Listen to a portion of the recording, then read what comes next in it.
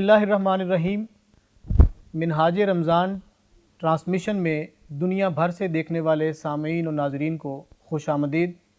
آج کی ہماری یہ ٹرانسمیشن مدحت خیر البشر کے نام سے آپ کے سامنے پیش خدمت ہے۔ ناظرین کرام، رمضان المبارک کی بابرکت ساعات میں آج ہم نے گفتگو کرنے کے لیے جس موضوع کا انتخاب کیا ہے وہ ہمارے دین اسلام کا ایک بہت منفرد اور بڑا خاص پہلو ہے، جسے ہم تصوف کے نام سے بھی یاد کرتے ہیں، تزکیہ بھی کہہ سکتے ہیں، اور ہمارے صوفیاء نے اپنی زندگیاں جس نہج پہ گزاریں، ان زندگیوں سے جو سبق ہم سیکھتے ہیں اسے ہم آج سنیں گے، اور ہمارا خانقاہی نظام خاص طور پہ ہماری معاشرتی زندگی پہ کس طرح سے اثر انداز ہوتا ہے، اس حوالے سے بھی ہم بات کریں گے۔ ہم نے آج اپنے اسٹوڈیوز میں دعوت دی ہے ہمارے ملک کی ایک بڑی معروف اور مایہ ناز شخصیت۔ اس موضوع کے حوالے سے آپ کا تعارف میں آپ کے سامنے رکھتا ہوں۔ آپ حکومت پنجاب کے محکمہ اوقاف میں ڈائریکٹر جنرل مذہبی امور کی خدمات سر انجام دے رہے ہیں۔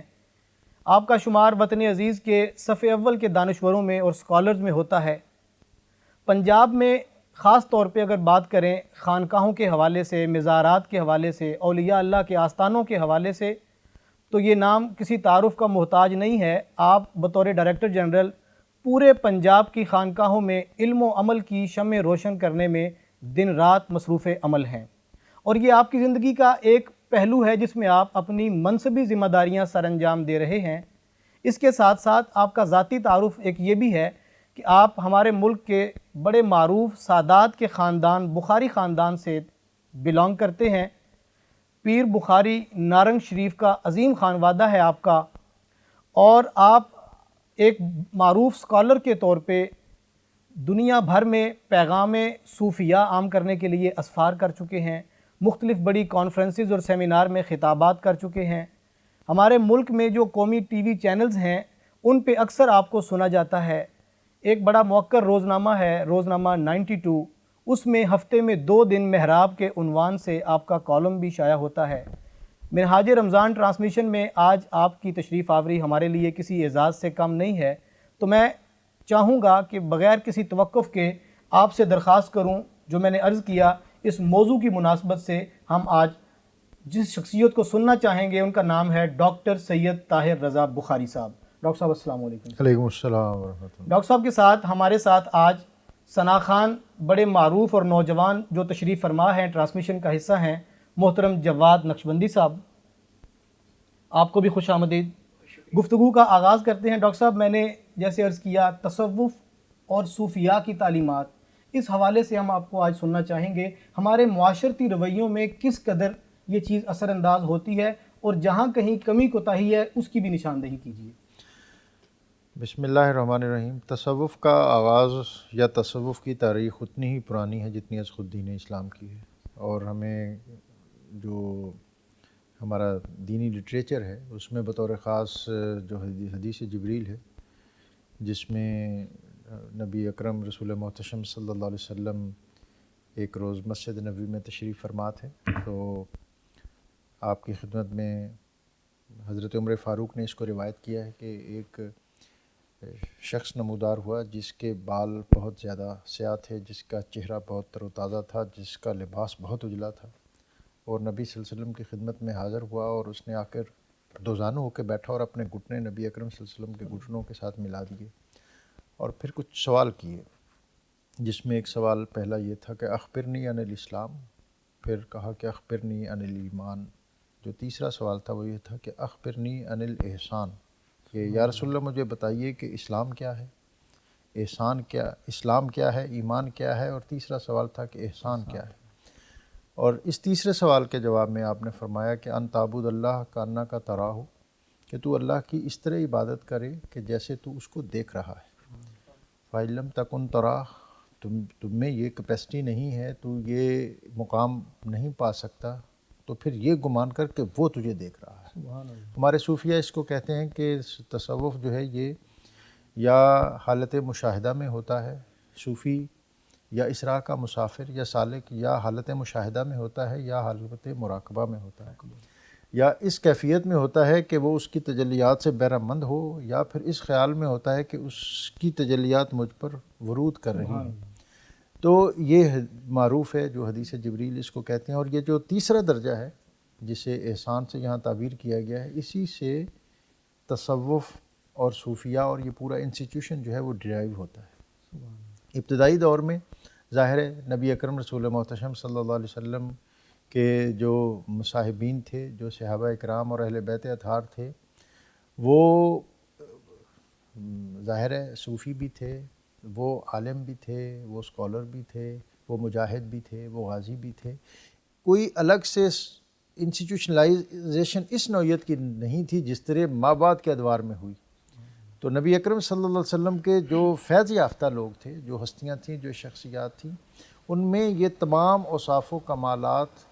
بدرجہ کمال موجود تھے.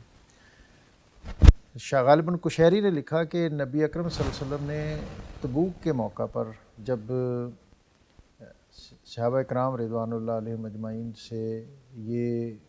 فرمایا کہ اس موقع پر آپ اپنے اموال پیش کریں، تو حضرت ابوبکر صدیق اپنی گھر کا سارا سامان لے کر آپ کی خدمت پہ حاضر ہوئے. کسی صوفی کی زبان سے پہلا جملہ جو متصوفانہ ادا ہوا وہ حضرت ابوبکر صدیق کی زبان سے یہ جملہ تھا. اور اقبال نے اس کو قلم بند کیا کہ اتنے میں وہ رفیق نبوت بھی آ گیا، جس سے بنائے عشق و محبت ہے استوار. لے آیا اپنے ساتھ وہ مرد وفا سرشت، ہر چیز جس کا چشم جہاں میں ہو اعتبار. بولے حضور چاہیے فکر عیال بھی، کہنے لگا وہ عشق و محبت کا رازدان. اے تجھ سے دیدہ مہو انجم فروغ گیر، اے تیری ذات باعث تکوین روزگار. پروانے کو چراغ تو بلبل کو پھول، بس صدیق کے لیے ہے خدا کا رسول بس. تو اپنا آپ جس کو بعد کی اصطلاحات میں فنا فی الشیخ کہا گیا، تو اپنا سب کچھ قربان کر دینا اپنے آقا کی بارگاہ میں، یہ اس اوائل دور کے مناظر اور مظاہر ہیں. اور اگر تزکیے کا ایک پہلو خلوت گزینی ہے، تزکیہ ہے، طہارت ہے، اور اس میں توجہ کا ارتکاز ہے، کنسنٹریشن ہے، ریاضت ہے، تو ہمیں اوائل دور میں جو غار حرا کی پرنور ساتھ ہیں اس میں بھی یہ سارے پہلو نظر آتے ہیں. تو میں جو بات کرنا چاہ رہا ہوں وہ یہ ہے کہ اس میں ماں بعد بہت سے لوگوں نے یہ اعتراض کیے یا اس طرح کی باتیں کی کہ شاید یہ تصوف جو ہے یہ بعد کے ادوار کی کوئی بات تھی، یہ بعد کا ہمارا طرز عمل تھا یا بعد کا انسٹیٹیوشن تھا. تو ایسا نہیں ہے. از خود نبی اکرم رسول محتشم صلی اللہ علیہ وسلم کی جو بارگاہ تھی اس سے صحابہ کرام ہر نوعیت کا فیض حاصل کرتے تھے. تو وہاں سے انہیں تزکیہ بھی ملتا تھا، طہارت بھی ملتی تھی، تعلیم بھی تھا. اور جو اوصاف قرآن پاک میں آپ کے منصب کے اعتبار سے بیان کیے گئے وہ بھی جو قرآن نے بیان کیے وہ اس میں باسا رسول یتلو علیہم آیاتہ و یزکیہم و یعلمہم الکتاب والحکمہ. تو یہ تزکیہ، طہارت، حکمت اور کتاب کی تعلیم، یہ سارے وہ اوصاف ہیں جو اوائل دور میں ہمیں نظر آتے ہیں. اور جو از خود مسجد نبوی ہے یہ ایک بھرپور انسٹیٹیوشن تھا. مسجد نبوی جو ہے ابھی ہم بعد میں بھی آپ نے بھی دیکھا ہوگا، میں بھی دیکھتا رہا کہ مساجد کے پیشانی پر یہ شعر لکھا ہوتا تھا، خوشا مسجد و مدرسہ خانقاہ ہے، کہ یہ تین پلر تھے ہماری سوسائٹی کے جس میں مسجد، مدرسہ اور خانقاہ. اوائل دور میں نبی اکرم رسول محتشم صلی اللہ علیہ وسلم جب مدینہ منورہ میں تشریف لائے تو اس وقت جو ہے وہ یہ سارے انسٹیٹیوشن جو تھے وہ ہمیں ایک جگہ پہ نظر آتے ہیں، وہ ہے مسجد نبوی، کہ وہ عبادت گاہ بھی ہے، وہی تربیت گاہ ہے، وہی درس گاہ ہے. بر صغیر کے اندر جب ہم بات کرتے ہیں نا جی تصوف کی، تو اس میں بطور خاص یہ علی گڑھ یونیورسٹی جو ہے اس میں بڑی تحقیق کی، اور خلیق نظامی نے لکھا کہ یہ تین کمپوننٹ ہیں سوسائٹی کے، جو مسلم سوسائٹی ہے اس کے یہ تین بیسک کمپوننٹ ہیں، جس میں مسجد ہے، مدرسہ ہے اور خانقاہ ہے. اور سوسائٹی کے اندر ان کا رول جتنا مؤثر اور مضبوط ہوگا سوسائٹی بھی اتنی ہی مضبوط ہوگی. اور پھر وہ اس کے ساتھ کہتا ہے کہ جب ہم دیکھتے ہیں کہ اوائل دور میں جب بر صغیر کے اندر ایک باقاعدہ مسلم گورنمنٹ جو ہے وہ ڈیولپ ہوئی ہے، تو اس کے ساتھ جو خانقاہ کا انسٹیٹیوشن تھا وہ بہت زیادہ مضبوط تھا. اور اس سے بھی پہلے اگر ہم آئیں تو حضرت داتا گنج بخش جب تشریف لائے تو اقبال نے کہا کہ بندہائے کو سارا سا گزیخت در زمین ہند تخم سیدہ ریخت، کہ ہند کی سرزمین میں وہ سنگلاخ پہاڑوں کو عبور کرتے آئے اور پھر انہوں نے یہاں پہ اللہ تعالیٰ کی وحدانیت، نبی صلی اللہ علیہ وسلم کی رسالت اور اسلام کی صداقت کا بیج بویا، اور پھر یہاں انہوں نے مسجد تعمیر کی۔ یہ مسجد جو تھی دراصل یہی اس کے ایک پہلو میں خانقاہ تھی اور اس کے ساتھ درسگاہ مدرسہ تھا، اور آپ نے یہیں پر جو کشف المحجوب تحریر کی اور جس کو بر صغیر میں مسلم تخلیقی فکر کا نقطۂ آغاز کہا جاتا ہے۔ سر یہ مسجد یہیں پہ داتا صاحب نے خود تعمیر کروائی تھی؟ ڈیفینیٹلی جو معروف ہے، اور اس کے حوالے سے تو ایک واقعہ بھی معروف ہے کہ جی قبلہ کی یہاں چونکہ اس وقت اس نوعیت کی جو آج سائنٹیفک چیزیں سہولیات میسر نہیں تھیں، تو مقامی جو لوگ تھے اگرچہ بہت کم ہوں گے، ریئر ہوں گے، انہوں نے کوئی اعتراض کیا کہ جی مسجد کا جو محراب ہے یا قبلہ وہ اس کی ڈائریکشن درست نہیں ہے، تو آپ نے ان کو انوائٹ کیا اور پھر آپ نے کہا کہ جب میں نماز کے لیے قیام کروں تو پھر آپ محراب میں دیکھنا، تو ایک یہ بڑی معروف بات ہے، اور آج وہ وہاں اسپاٹ موجود ہے ابھی بھی خانقاہ میں، دربار شریف میں، داتا دربار میں، کہ جہاں پہ اس پہلی محراب کا نشان کہ یہ وہ جگہ ہے جہاں سے قبلہ کی ڈائریکشن۔ تو اس کو یہ ایک جو ہمارے صوفیہ ہے وہ توجیہ یہ بھی کرتے ہیں کہ دراصل انہوں نے اس کے ذریعے، اس اشارے کے ذریعے یا اس امر کے ذریعے یا اس عمل کے ذریعے جو بر صغیر کے لوگ تھے ان کی سمت درست کی، اس کی ڈائریکشن جو ہے وہ درست کی۔ تو یہ مسجد تعمیر فرمائی، خانقاہ، اور پھر اس کے ساتھ مدرسہ، ظاہر ہے آپ اسٹوڈنٹس کو آپ نے باقاعدہ پڑھایا، اور کشف المحجوب جو ہے یہ جس کو عام طور پر ہم محض تصوف کی کتاب سمجھتے ہیں، یہ صوفیہ سنہ لٹریچر میں سمجھتے ہیں، لیکن یہ اعتقادات اور ایمانیات کے حوالے سے اسی درجے کی کتاب ہے۔ اور جو ماں بعد ہم خانقاہوں میں دیکھتے ہیں کہ وہاں پر جو صوفیہ کی کتب ہیں، جو تصوف کا لٹریچر ہے، وہ باقاعدہ پڑھایا جاتا تھا۔ تو اس میں عوارف المعارف بڑی معروف ہے، فتوحات مکیہ ہے، اور کشف المحجوب ہے۔ حضرت خواجہ نظام الدین اولیاء یہ کشف المحجوب کے بہت زیادہ فین تھے، اور آپ کا بڑا معروف قول ہے، آپ کہتے تھے کہ جس کو پیر نہ ملے، مرشد نہ ملے، تو کشف المحجوب کا مطالعہ اس کے لیے شیخ کا درجہ رکھتا ہے۔ تو یہ آپ اس کو سبکن پڑھاتے تھے۔ حضرت بابا فرید الدین مسعود گنج شکر عوارف المعارف اس کو پڑھاتے تھے باقاعدہ اپنی خانقاہ میں۔ حضرت خواجہ نظام الدین اولیاء جب آپ کی خدمت میں حاضر ہوئے تو آپ کا تبحر علمی بہت زیادہ، اور آپ کے بارے میں معروف ہے کہ آپ 70 سے زیادہ علوم اور فنون کے ماہر تھے جب آپ آئے، اور دہلی کے اندر آپ مولانا نظام الدین بحاس محفل شکن اس عنوان سے معروف تھے۔ جب آپ خدمت میں حاضر ہوئے تو حضرت بابا فرید الدین مسعود گنج شکر، آپ کی عمر اس وقت ڈھل رہی تھی، اور آپ طویل عمر آپ نے پائی، اور شاید اس وقت آپ کی عمر کوئی 80-85 اس تھی، اور حضرت خواجہ نظام الدین اولیاء جو تھے یہ بالکل اوائل عمری میں تھے، اور بڑا بھرپور علمی شکو اور شباب، لیکن جب علماء میں ہوتا ہے، تو لیکن جب آپ آئے آپ کی خدمت میں تو آپ نے فرمایا کہ نظام الدین اب تمہیں کچھ چیزیں ہم سے اثر نو میں پڑھنی۔ سبحان اللہ۔ آپ نے تفسیر اور پھر قرآن پاک کے کچھ سپارے باقاعدہ قرات کے ساتھ پڑھائے۔ سبحان اللہ۔ حدیث میں شاید مشارق الانوار تھی، اور پھر اسی طرح ایک ان کے بارے میں حضرت خواجہ نظام الدین اولیاء کے بارے میں بات مشہور ہے کہ جو ایک لفظ تھا جس کے اعراب میں کوئی تشکیک تھی، اور میری اس کے بارے میں رائے مختلف تھی، ٹھیک ہے، اور حضرت بابا نے جس طرح پڑھایا تھا وہ مختلف تھا۔ تو وہ کہتے ہیں کہ ممکن ہے میری رائے درست ہوتی، اور جو بہت بڑا عربی گرامر کا استاد ہے سیب وے، اور وہ آ کر اگر میرے موقف کی تائید بھی کرتا تو پھر بھی میں بابا کے آگے اپنی بات پیش نہ کرتا، اور ان کے منہ سے نکلی ہوئی بات ہی کو صحیح اور حق سمجھتا۔ تو یہ ایک اسلوب تھا، ادب کا بھی پہلو تھا، تربیت کا بھی۔ اس میں دوسری بات جو ہے نا وہ یہ ہے کہ یہ جو بہت اہم ہے آج کے دور میں، کہ یہ جو ہستیاں تھیں جن کو آج ہم سمجھتے ہیں کہ تصوف الگ چیز ہے، علم الگ چیز ہے، اور جو ہمارے محراب و منبر اور یہ انسٹیٹیوشن ہے شاید الگ ہے، تو آپ یہ اندازہ کر سکتے ہیں کہ حضرت خواجہ نظام الدین اولیاء جو اس عہد کی اس قدر معتبر علمی ہستی اور شخصیت تھے کہ دہلی جو پایا تخت تھا وہ اس وقت علمی اعتبار سے بھی مسلم دنیا کا بہت بڑا شہر تھا، وہاں کی یہ معتبر شخصیت جب حضرت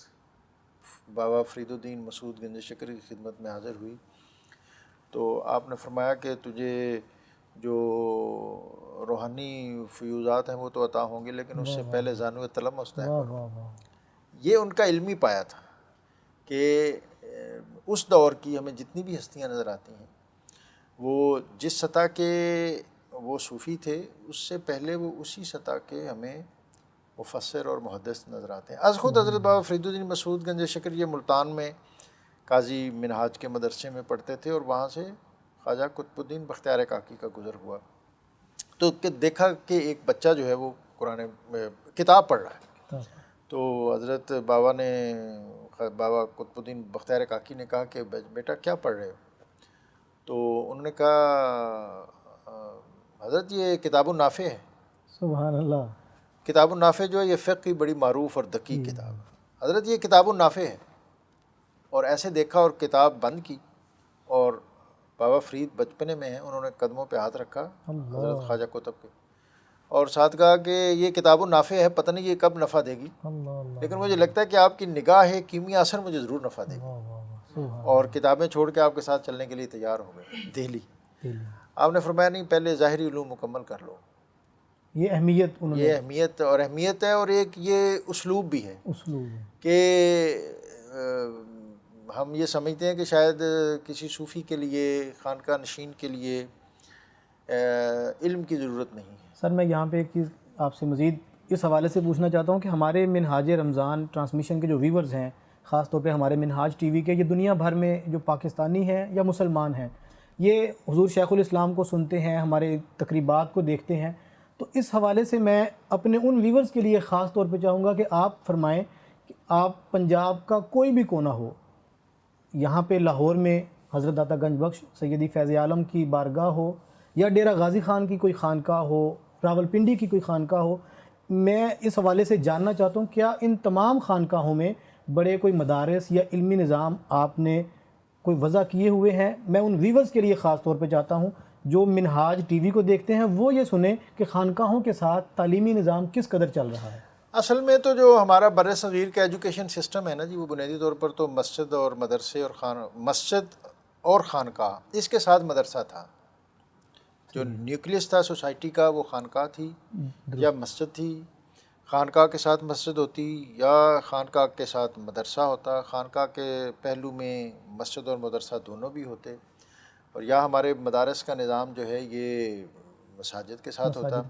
اگر آپ اب بھی جائیں مسجد وزیر خان میں یا بادشاہی مسجد میں تو آپ کو وہاں حجروں کی قطاریں نظر آئیں گی کہ جہاں بچہ اوائل عمری میں 3-4 سال کی عمر میں اس کا ایک دوسرا جو فائدہ ہوتا تھا وہ یہ تھا کہ بچے کا سب سے پہلا کنیکشن جو ہے وہ مسجد کے ساتھ ڈیولپ ہوتا تھا، وہیں سے اس کا جو ہمارا یہاں کا بر صغیر کا مروجہ نظام تعلیم تھا اس کے مطابق بچہ تعلیم حاصل کرتا، اور پھر اسی مسجد یا مدرسے کے ساتھ یا خانقاہ کے ساتھ بڑے بڑے اوقاف تھے کہ جن کا مقصد یہ تھا کہ یہ ایک اٹانومس باڈی ہے، ایک خود مختار ادارہ ہے، یہاں سے انکم جنریٹ ہوگی، یہاں جو اسٹوڈنٹس اور ٹیچرز ہیں ان کی سیلریز، تنخواہیں، ان کی قیام و طعام، رہن سہن، اس کے یہ سارا، تو یہ ایک انسٹیٹیوشن تھا اس نوعیت کا۔ پھر جو بعد میں یہاں ایسٹ انڈیا کمپنی اور پھر 1857 اور اس کے بعد پھر یہ ہوا کہ جو لارڈ میکالے اس کا ایک سارا سروے کے پھر انہوں نے کہ اس امر کو دیکھتے ہیں کے لیے کہ ہم یہاں اپنے اقتدار کو کس طرح پرولانگ کر سکتے ہیں، تو جیسا اقبال نے کہا تھا کہ وہ فاقہ کش جو موت سے ڈرتا نہیں، ذرا روح محمد اس کے بدن سے نکال دو، تو ڈسکنیکٹ کرنے کے لیے کہ ان کو جو انرجی اور توانائی ملتی ہے وہ ان 3 چیزوں سے، مسجد ہے، مدرسہ ہے، خانقاہ ہے، اور پھر اس کے ساتھ ہی ان کا نظام تعلیم ہے جو ان کی اپنی روایات اور علمی اقدار کے ساتھ وابستہ ہے۔ تو اس سب کو ڈسکنیکٹ کرنے کے لیے، ڈسٹرائے کرنے کے لیے پیرل پھر ایک سسٹم جو ہے وہ ہم دیکھتے ہیں وہ آیا، جس کے نتیجے میں جس کے مضمرات، جس کے نقصانات وہ اور تہذیبی سطح پر، تاریخی سطح پر اس پر ظاہر ہے بہت کچھ اس میں یہ بھی لکھا ایڈ اور کر کہا سکتے ہیں جاتا ہم کہ یہ جو مدرسہ جس کا ہم ذکر کر رہے ہیں، خانقاہ اور مسجد کے ساتھ جڑا ہوا، اس میں جو اساتذہ جو ہوتے تھے وہ بھی صوفی ہوتے تھے سر؟ ڈیفینیٹلی یہ بہت اہم بات ہے کہ از خود جو ہے یہ آج ہم ایک یہ بھی پہلو ہے، آج کہتے ہیں جو شیخ سلسلہ ہو وہ خطاب یا تقریر نہیں کر سکتا، یا اس کو خاموش رہتا ہے، بس مصلی پہ کھڑا نہیں ہونا چاہیے، اس کو ممبر پہ کھڑا اس لیے بھی بعض اوقات نہیں ہوتا کہ اس میں کیپیسٹی بھی وہ نہیں صرف ہوتی، دعا فرماتا ہے۔ استعداد بھی نہیں ہوتی، اور دعا بھی خاموش ہوتی ہے زیادہ تر۔ جی تو حضرت اس عہد کے جتنے صوفی تھے جی ان کے ہاں ایک اپنے جو آج کی زبان میں وہ باقاعدہ یونیورسٹیاں تھیں۔ حضرت بہاؤالدین زکریہ ملتانی، ان کا ملتان کے اندر جو مدرسہ بہائیہ تھا، آج بھی اگر آپ جائیں تو مزار شریف سے متصل اس کے جو آثار وہ موجود ہیں۔ آپ از خود مسند تدریس پر بیٹھتے، سبحان اللہ۔ اور بڑی اہم بات یہ ہے کہ آپ چونکہ جو بر صغیر کے اندر خانقاہ ہے سہروردی، یہ بہت متمول خانقاہ تھی، جی سر۔ ان کے وسائل بہت زیادہ تھے، اس لیے کہ جو سلاسل ہیں ان کا اپنا مزاج ہے۔ سہروردی سلسلہ جو ہے ان کا یہ پالیسی تھی کہ گورنمنٹ کے ساتھ اچھے تعلقات رکھیں اور ان کے ساتھ رہ کر ان کی پالیسیوں پر اثر انداز ہوں اور خیر کے کام کریں۔ صحیح۔ جو چشتی تھے، حضرت خواجہ معین الدین چشتی سے لے کر آنورڈ جو ان کا سنہری دور ہے، جس میں حضرت بابا فرید الدین اور پھر حضرت خواجہ نظام الدین اولیاء، ان کی خانقاہ کا ایک بہت بنیادی اصول تھا کہ بادشاہ کو اپنی خانقاہ میں کبھی مداخلت کی اجازت نہیں دیں گے، اور نہ از خود دربار داری میں کسی منصب یا عہدے کے خواہش مند ہوں گے۔ یہی وجہ ہے کہ ہم دیکھتے ہیں کہ حضرت خواجہ نظام الدین اولیاء دہلی میں جب آپ کے قیام کے دوران 8 یا 9 بادشاہ ہیں، جس میں علاؤالدین خلجی جیسے لوگ بھی تھے، اور علاؤالدین خلجی آپ کی خدمت میں حاضر ہونے کا ہمیشہ خواہش مند رہا، اور وہ جو معروف جملہ ہے آپ کا کہ جب امیر خسرو کو انہوں نے اپنا نمائندہ بنا کے یہ کوشش کی کہ آپ مجھے یہ پتہ چل جائے کہ آپ موجود ہیں اور میں وہاں پیش ہو جاؤں، تو آپ نے فرمایا کہ درویش کے گھر کے 2 دروازے ہیں، اگر بادشاہ ایک دروازے سے آئے گا تو میں دوسرے سے نکل جاؤں گا۔ تو جو بنیادی بات ہم کر رہے تھے وہ یہ ہے کہ یہ اب باقاعدہ مسند تدریس پر بیٹھتے تھے۔ سر اس میں آپ سرکار غوث العظم کا بھی تذکرہ فرما دیجیے ڈیفینیٹلی کہ وہ خود ان کے بارے میں بھی انہوں نے تو جو بہت بنیادی بات کی کہ درست العلم حتی صرت قطباً، سبحان اللہ، میں نے علم کی تدریس کی، تحصیل کی، یہاں تک کہ میں مقام قطبیت پر فائز ہو گیا۔ یہ آپ کا شعر ہے۔ سبحان اللہ۔ آپ اس سے پہلے چلے جائیں، اس سے آگے چلے جائیں، باب مدینۃ العلم حضرت علی المرتضیٰ کرم اللہ تعالیٰ وجہ الکریم، آپ نے تو اس معاملے میں اتنی بلیغ بات کی کہ آپ نے فرمایا کہ رضینا قسمت الجبار فینا لنا علم وللجہال مالو، کہ ہم اللہ کی تقسیم پر راضی ہو گئے جس نے ہمارے لیے علم اور جاہلوں کے لیے مال رکھ دیا۔ سبحان اللہ۔ فَإِنَّ الْمَالَ يَفْنَىٰ عَنْ قَرِيبٍ، یہ دنیا کا مال ہے جو عن قریب فنا ہو جانے والا ہے۔ فَإِنَّ الْعِلْمَ يَبْقَىٰ لَا يَزَالُ، اور یہ علوم نبوت ہیں، علوم رسالت ہیں، علوم قرآن ہیں، جن کو کبھی زوال نہیں ہے، عروج ہی عروج ہے، بقا ہی بقا ہے۔ تو یہ صوفیہ جتنے تھے یہ ان کو علوم ظاہری اور علوم باطنی اس پر بڑی دسترس تھی،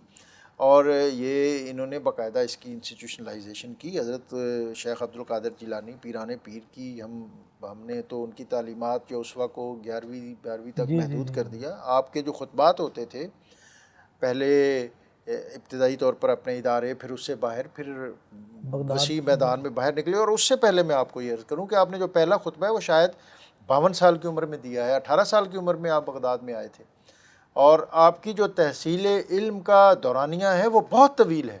سبحان اللہ۔ آج تو ہم مدرسے میں 8 سال پڑھنے کے بعد کہتے ہیں جی اب ہم جو ہیں وہ ہمارے آگے تو اور کوئی چیز ٹھہر ہی نہیں سکتی، اور پھر ہمارے لیے سارا کچھ جو ہے وہ۔ تو یہ جو صوفیہ ہیں انہوں نے علم کے حصول کو اپنے لیے لازم کیا اور پھر اس کے فیضان کو عام کیا۔ میں جو بات مکمل کر لوں حضرت حضرت بہاؤالدین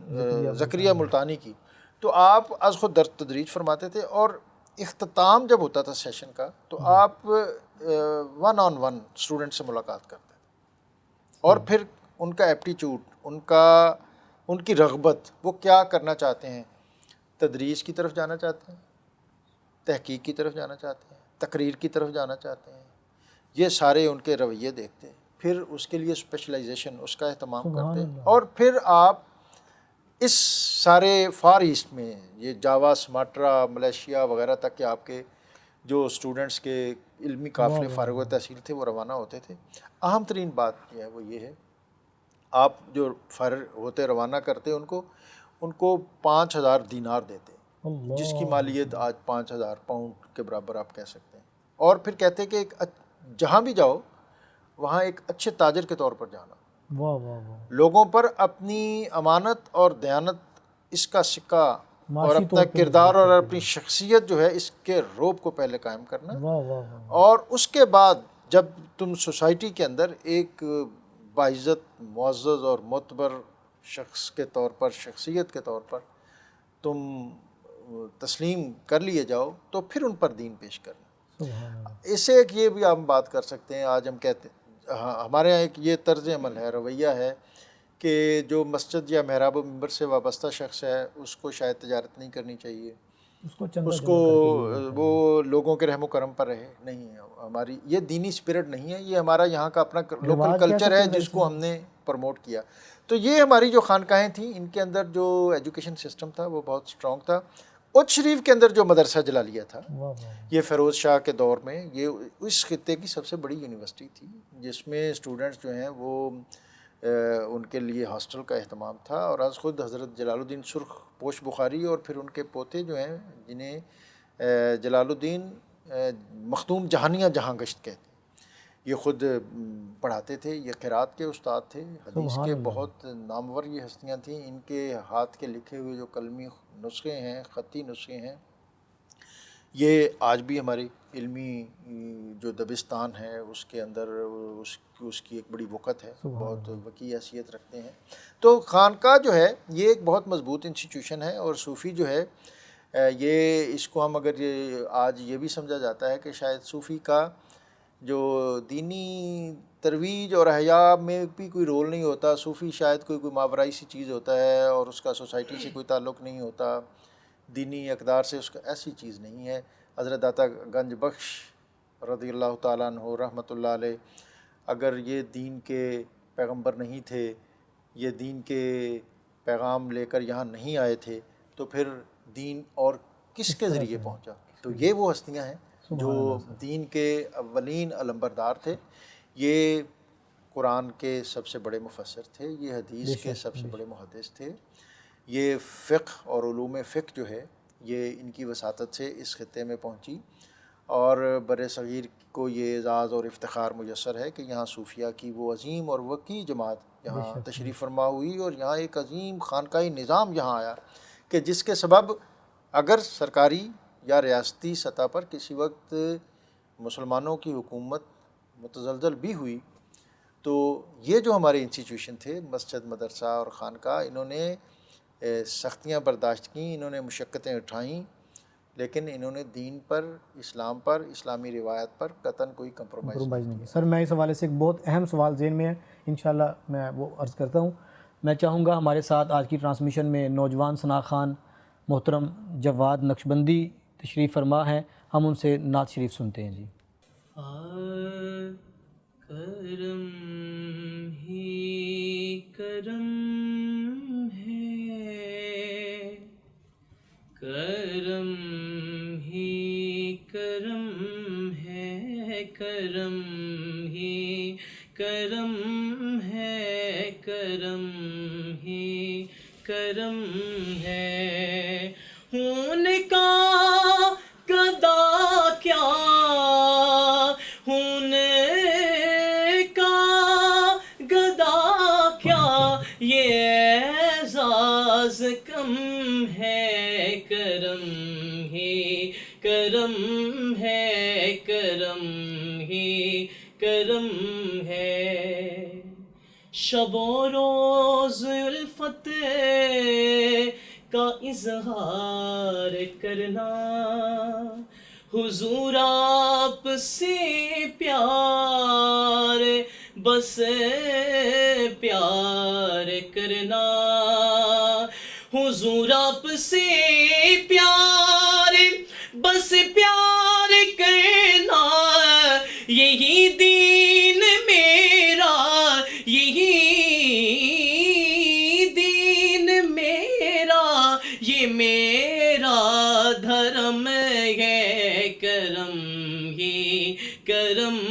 ہے کرم ہی کرم ہے میرے سر پہ نوری گھٹا چھا گئی ہے میری زندگی میں بہار آ گئی ہے سبحان میری زندگی میں بہار آ گئی ہے نہ ہے درد اب کوئی نہ کوئی غم ہے کرم ہی کرم ہے کرم ہی کرم ہے کرم ہی کرم ہے کرم ہی کرم ہے اور یہ تقدیر اب سوئی کیسے رہے گی مجھے اب کمی کوئی کیسے رہے گی یہ تقدیر اب سوئی کیسے رہے گی مجھے اب کمی کوئی کیسے رہے گی مجھے اب کمی کوئی کیسے رہے گی میرے گھر میرے مصطفیٰ کا قدم ہے کرم ہی کرم ہے کرم ہی کرم ہے یہ تقدیر اب سوئی کیسے رہے گی مجھے اب کمی کوئی کیسے رہے گی مجھے اب کمی کوئی کیسے رہے گی میرے گھر میرے مصطفیٰ کا قدم ہے کرم ہی کرم ہے کرم ہی کرم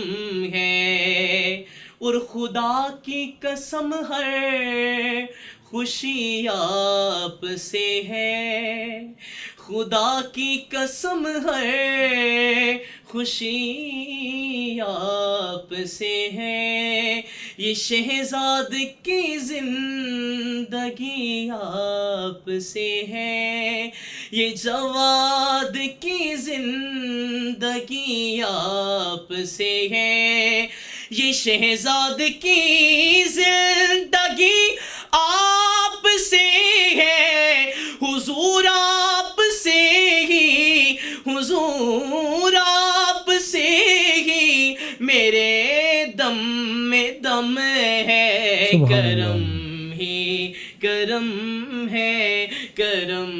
ہی کرم ہے ہونے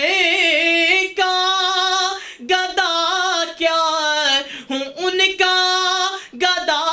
کیا یہ اعزاز کم ہے کرم ہی کرم ہے ناظرین کرام، ڈاکٹر صاحب بڑی سیر حاصل گفتگو فرما رہے ہیں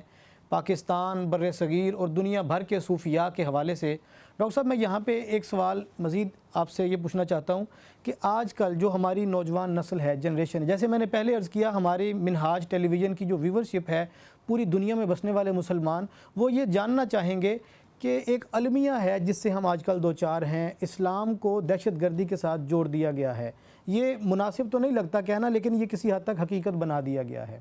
اس کے ازالے کے لیے ہمیں کیا کرنا چاہیے، اور خاص طور پہ ہمارا جو خانقاہی نظام ہے اور صوفیاء کی جو ٹرو اسپرٹ ہے، اصل تعلیمات ہیں، ہم انہیں کس طرح سے دہشت گردی کا لیبل اتارنے کے لیے استعمال کر سکتے ہیں؟ میں اس میں ذاتی طور پر شدت پسندی بھی ایڈ کر لیجیے۔ ہاں، میں اس میں سمجھتا ہوں ذاتی طور پر بھی، اور میں نے جو یہ اداروں کو مجھے دیکھنے کا بھی موقع ملا ہے کہ جب تک جو ہمارا ایجوکیشن سسٹم ہے وہ خانقاہ کے ساتھ متصل تھا، جیسا ہم نے اس کی تاریخ تھوڑی سی طاہرانہ سی دیکھی تو اس میں یہ تھا کہ خانقاہ تھی اور خانقاہ کے پہلو میں مدرسہ تھا، اور اس سارے تینوں انسٹیٹیوشن جو ہیں ان کو سپروائز جو بھی کرنے والی ہستی تھی وہ جس قدر بڑے صوفی تھے اسی قدر بڑے اسکالر تھے، عالم تھے، وہ ساری چیزوں کو دیکھتے تھے۔ اور پھر ان کے جلو میں ان کی تربیت اور ان کی تعلیم اور اس کے فیض کے نیچے یہ سارے چیزیں جب سے یہ انسٹیٹیوشن علیحدہ ہوئے ہیں اور مدرسہ خانقاہ سے دور ہوا ہے تو میں اس میں سمجھتا ہوں کہ اس میں شدت جو ہے وہ آئی ہے اور اس میں بعض جگہوں پر ظاہر ہے اس میں چیزیں سنگین بھی ہیں. اور اس کی جو ایک واقعاتی طور پر صورت ہے وہ یہ ہے کہ بر صغیر کے اندر جو سلیبس ہے، نصاب ہے، جس کو آج ہم درس نظامی کہتے ہیں، اس سے پہلے یہ جس راستے سے بر صغیر کے اندر اسلام آیا ہے اسی راستے سے ہمارا مدرسہ ایجوکیشن سسٹم بھی آیا ہے. بنیادی طور پر ہم متاثر ہیں اس سلسلے میں جو راستہ غزنی اور غور سے ہو کے پشاور اور پھر لاہور، اور یہی ہمارے صوفیاء کا راستہ تھا. درست. اور یہی راستہ جو ہے یہ جو ہمارے یہاں کے بڑے بڑے جو سپہ سالار ہیں، محمود غزنوی ہو، شہاب الدین غوری ہو، جنگجو ہوں، وہ بھی اسی راستے سے آئے ہیں. اور اولیاء کرام بھی حضرت داتا گنج بخش از خود جو حضرت داتا گنج بخش کا دور ہے وہ محمود غزنوی کا دور ہے. اور محمود غزنی ہونا اس دور کا بہت بڑا ٹائٹل تھا. ظاہر ہے جو بادشاہوں کے حکمرانوں کے ٹائٹل ہوں لوگ اس کے ساتھ نسبت قائم کرتے ہیں، لیکن حضرت داتا گنج بخش نے اس چھوٹے سے محلے کی نسبت کو اپنے نام کے ساتھ، حجویر آپ کا محلہ تھا اور آپ نے حجویری کو اختیار فرمایا. بادشاہوں کی نسبتوں کو صوفی اختیار ہی نہیں کرتے، اور صوفیاء کی جو نسبتیں ہیں وہ تو پھر صدیوں تک چلتی ہیں، قیامت تک چلیں گی. جو آپ کی نسبت حجویری ہے وہ قیامت تک درخشاں رہے گی. اور باقی جو ٹائٹل ہیں تو یہ جو بر صغیر کے اندر جو علم کی روایت ہے وہ صوفیاء کے ذریعے ہی آئی ہے. اور اولین جو سسٹم تھا غزنی اور غور ہی سے سب کانٹیننٹ میں، لاہور میں اور دہلی میں آیا. اس کے جو پہلے 3 ادوار ہیں اس میں جو 4 میجر سبجیکٹ تھے اس میں تصوف ایک میجر سبجیکٹ کے طور پر پڑھایا جاتا تھا. اس میں ابتدائی طور پر یہ مغل پیریڈ میں بھی ایسا ہی تھا، اس سے پہلے جو ہم سلاطین پیریڈ جسے کہتے ہیں اس میں بھی ایسا ہی تھا، اس سے پہلے جو شمس الدین التمش، قطب الدین ایبک وغیرہ جب یہ ساری تدوین ہوئی اس وقت بھی ایسے تھا. اور اس میں باقاعدہ جیسے ہم نے سرسری سا تذکرہ کیا اس میں عوارف المعارف، فتوحات مکیہ، کشف المحجوب، رسالہ، کوشیری، یہ ساری چیزیں پڑھائی جاتی تھیں. اس کا اثر کیا تھا؟ اس کا اثر یہ ہوتا تھا کہ تعلیم کے ساتھ تزکیہ اور طہارت کے وہ پہلو جو ہیں اور طبیعت کے اندر ایک گداس اور نرمی اور جمالیات، یہ ساری چیزیں پیدا ہوتی تھیں کہ اف در گزر اور ایفا اور محبت، یہ سارے مناظر اور مظاہر. ایک لفظ اور ایڈ کر لیجیے، گنجائش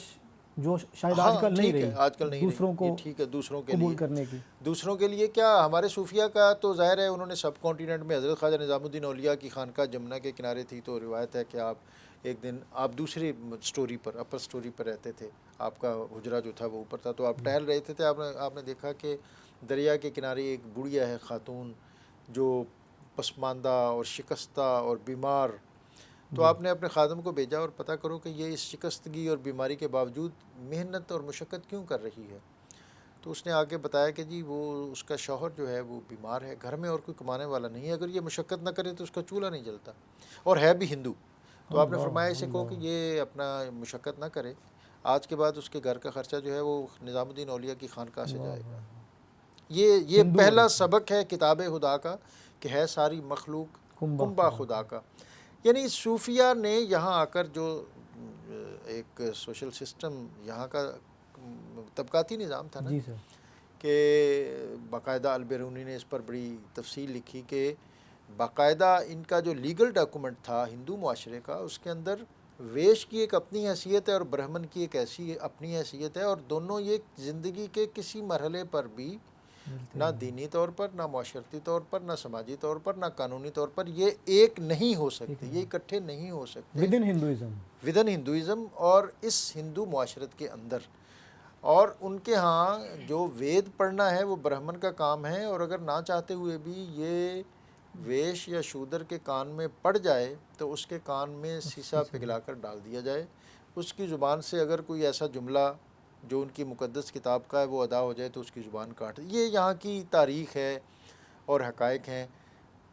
پھر کیا ہوا، یہ انقلاب کیسے آ گیا کہ دنیا کے اندر یہ کسی خطے میں اتنا بڑا انقلاب نہیں آیا کہ یہاں حضرت خواجہ معین الدین چشتی اجمیری آئے، حضرت سید حجویر داتا گنج بخش آئے، کسی خطے میں بابا فرید الدین مسعود آئے. انہوں نے عملی طور پر یہ چیز بتائی کہ جب کوئی شخص کلمہ پڑھ کر دائرہ اسلام میں داخل ہو جاتا ہے تو پھر دین کی اس اسپرٹ اور جذبے کے مطابق وہ اس کا بھائی ہے. پھر جس پلیٹ میں نظام الدین اولیاء نوالا لے گا اسی میں سے 9 مسلم ویش اور شودر وہ بھی نوالا لے گا. تو یہ ایک یہاں انقلاب کی جو یہاں کا جو سماجی انقلاب، سماجی انصاف جو ہے اور مساوات، یہ سارے وہ. تو یہاں پر یہ صوفیہ جو ہیں انہوں نے یہ جو اوائل دور کا ہمیں جو مدرسہ ایجوکیشن سسٹم ہے اس میں یہ ساری چیزیں نظری طور پر، عملی طور پر، فکری طور پر، اعتقادی طور پر ہمیں نظر آتی ہیں اور محسوس آتی ہیں. یہ جو موجودہ درس نظامی ہے جس کو ہم یہ نظامی کی جو توجیہ ہے، یہ ملا نظام الدین سہلوی، یہ 1847 یا 1748 شاید اس لیے، یہ اورنگزیب عالمگیر کے آخری دن ہے. تو اس عہد کے یہ علماء فرنگی محل میں سے، فرنگی محل جو ہے یہ لکھنؤ میں ایک محلہ تھا اور جو اورنگزیب نے ان کو الاٹ کیا تھا. تو آخری جو باقاعدہ سلیبس ہے درس نظامی یہ ملا نظام الدین سہلوی کا ایڈٹ شدہ ہے، ترتیب شدہ ہے. انہوں نے اس سبجیکٹ کو نکالا، اگرچہ وہ آج خود بھی صاحب طریقت تھے. صاحب طریقت کا مطلب یہ ہے کہ وہ صوفیانہ مشرب کے حامل تھے، لیکن ان کا خیال یہ تھا کہ تصوف جو ہے یہ پڑھنے کی چیز نہیں ہے، یہ صحبت کی چیز ہے. کسی صوفی کی صحبت اگر کسی کو میسر آ جائے تو پھر اس سے احوال پیدا ہوتے ہیں. تو انہوں نے اس کو سلیبس سے خارج کیا. آج جو اس خطے میں پاکستان، ہندوستان، بنگلہ دیش یہاں جو درس نظامی پڑھایا جاتا ہے اس میں تصوف شامل نہیں ہے. اس میں کشف المحجوب، عوارف المعارف اور ملفوظات اور صوفیہ کی کتابیں یہ شامل نہیں ہیں. اور اس خیال کے سبب یہ جب علیحدہ ہوا تو گداز اور سوز اور عشق اور کیف اور مستی اور تزکیہ اور طہارت کے یہ جتنے ایلیمنٹ ان صوفیہ کے اسوا، ان کے طرز زیست، ان کے اسلوب حیات کے ذریعے جو ہمیں ملنا تھے، وہ ایک چیز یہ بند ہو گئی. اور اس کے ساتھ پھر دیگر جو جدت پسندی آئی اور دیگر ہمارے ہاں پھر ایک پیرل ایجوکیشن سسٹم آ گیا. اور یہ ساری چیزیں پھر اس کے بعد عصر حاضر میں ہم لمحہ موجود میں دیکھتے ہیں کہ 9/11 کے بعد پھر بہت سی چیزیں ایسی جی ہاں، اس کے بعد جس کے بعد جو مدارس جو ہیں وہ ان کا نظام جو ہے وہ بھی اس میں معطوب ہوا. اور دنیا کے اندر جو اسلاموفوبیا جسے ہم کہتے ہیں، جی سر، اس کے جو اثرات ہیں اور اس حوالے سے جو اقوام عالم کا ایک رویہ ہے وہ بھی بہت سنگین بھی ہے اور کسی حد تک افسوسناک بھی. آخر میں آپ سے یہ جاننا چاہوں گا کہ آپ سمجھتے ہیں کہ ہمارے نوجوانوں کو جو مدارس میں تو نہیں آتے، انہیں بھی کوئی سبیل ہے ایسی کہ اسلام کا سافٹ امیج ان تک پہنچایا جائے جو باقاعدہ درس نظامی کی تعلیم تو حاصل نہیں کرتے، لیکن انہیں بھی کالجز، یونیورسٹیز یا ہمارے میڈیا کے ذریعے کوئی ایسا پیغام یا کوئی ایسا پیرامیٹر طے کیے جائیں، بنایا جائے طریقہ کار کہ ان تک اسلام کا سافٹ امیج اور صوفیہ کی تعلیمات پہنچیں؟ میرا خیال ہے اس میں تو اس وقت یہ جو سوشل میڈیا ہے، اس وقت الیکٹرانک میڈیا سے بھی آگے جو اسٹرانگ ہے وہ سوشل میڈیا اور ڈیجیٹل جو ہے اس کی طرف جا رہے ہیں. اور آپ جیسے یہ منہاج القرآن ہے، یہ اس سلسلے میں یقیناً اس کا نیٹ ورک جو ہے وہ پوری دنیا میں بہت مضبوط ہے اور اس ادارے کی خوش قسمتی ہے اور اس عہد کی بھی خوش قسمتی ہے کہ اس میں شیخ الاسلام حضرت علامہ ڈاکٹر طاہر القادری جیسی شخصیت اور ہستی جو ہے وہ اس کو دستیاب ہے، جنہوں نے ہر محاذ پر کوئی ایک ایسا سیگمنٹ نہیں ہے بلکہ انہوں نے دین، مذہب، فقہ، اسلام اور تصوف، جتنے بھی پیرائے ہو سکتے ہیں دین کی، جتنی بھی پرتیں ہو سکتی ہیں، جتنے بھی فلیور ہو سکتے ہیں، اس میں ان کا موقف بہت ٹھوس بھی ہے اور اس میں جرأت مندانہ بھی. تو ان لوگوں کو، ان شخصیات، ڈاکٹر صاحب کے لٹریچر کا مطالعہ کرنا چاہیے. اور اس ادارے کی بھی ذمہ داری ہے کہ آج کل تو یہ کہ آپ اپنے موبائل پر جس چیز کو ایک دفعہ دیکھ لیتے ہیں اگلی صبح آپ کے نہ چاہتے ہوئے بھی اس نوعیت کی بہت سی چیزیں سامنے آ جاتا آپ کے سکرین پر آ جاتی ہیں. ہے. درست فرما رہے ہیں. تو لوگوں کو بھی رغبت کرنی چاہیے, ہمیں بھی اس کا اہتمام کرنا چاہیے کہ چیزوں کو عصری تقاضوں سے ہم آہنگ کرتے ہوئے لوگوں تک یہ چیزیں پہنچائیں. میں سر آپ کا آخر میں ایک مرتبہ پھر تہہ دل سے شکریہ ادا کرتے ہوئے منہاج ٹی وی کی پوری ٹیم کی جانب سے اور اپنی جانب سے آپ کا بے حد شکریہ ادا کرتا ہوں. ناظرین کرام, آج کی ٹرانسمیشن کا اختتام ہم کریں گے اپنے پیارے بھائی جواد نقشبندی صاحب کی بڑی خوبصورت آواز میں نعت شریف سن کر. آپ سا دونوں جہاں میں نظر آیا ہی نہیں رے, آپ سا دونوں جہاں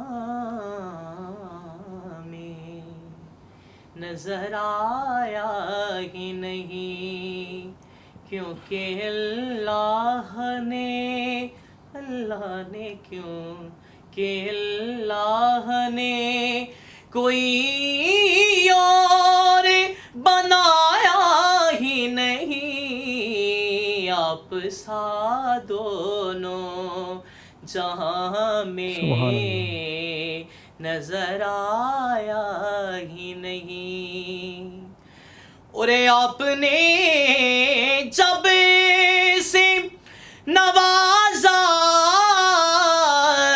ہے یا رسول اللہ,